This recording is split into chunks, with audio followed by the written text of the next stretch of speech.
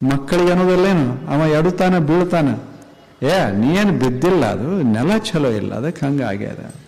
ನೀ ಬೀಳಾವೇನು, ಮತ್ತು ಅವನೇ ಬಿದ್ದಾನೆ. ನಮ್ಮ ಹುಡುಗ ಬೀಳೋದಲ್ಲ, ಅದು ಯಾವಾಗೂ ಎದ್ದು ಎಲ್ಲೂ ಬೀಳೋದಿಲ್ಲ. ಅದು ನೆಲ ಚಲೋ ಇದ್ರೆ ಅಷ್ಟೆ, ಚಲೋ ಇಲ್ಲ ಅದಕ್ಕಾಗ.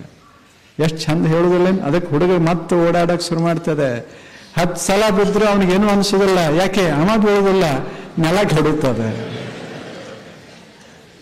ಹೇಳೋ ರೀತಿ ಎಷ್ಟು ಚಂದದೆ. ಹಂಗೆ ಜನರನ್ನ, ಮಕ್ಕಳೇ ಆಗಲಿ, ತಾಯಿ ಆಗಲಿ, ತಂದೆ ಆಗಲಿ, ಬಂಧು ಬಾಂಧವರು, ಸಮಾಜ ಎಲ್ಲರೇ ಒಂದಿಷ್ಟು ಇತ್ತು ಅಂದ್ರೆ, ಗುಣ ಕಂಡಿತು ಅಂದ್ರೆ, ಒಕ್ಕಲಿಗೆನ ಬೆನ್ನು ಚಪ್ಪರಿಸಬೇಕು, ನೇಕಾರರ ಬೆನ್ನು ಚಪ್ಪರಿಸಬೇಕು, ಆಫೀಸರ್ ಬೆನ್ನು ಚಪ್ಪರಿಸಬೇಕು. ಹಿಂಗೆ ಸಂತೋಷ ಪಡಿಸು. ಏನು ನಮ್ಮ ಅಧ್ಯಾಪಕರು ಬಹಳ ಒಳ್ಳೆಯವರು. ಇಷ್ಟು ಹುಡುಗ ಅಂದರೆ ಅಧ್ಯಾಪಕನಿಗೆ ಅದು ಇದು ಅಲ್ಲ, ಆದರ್ಶ ಶಿಕ್ಷಕ ಪದವಿ ಅಲ್ಲ, ಪ್ರೆಸಿಡೆಂಟರ್ ಕೊಟ್ಟ ಪದವಿ ಅಲ್ಲ, ಅದಕ್ಕಿಂತ ದೊಡ್ಡ ಪದವಿ ಇದೆ.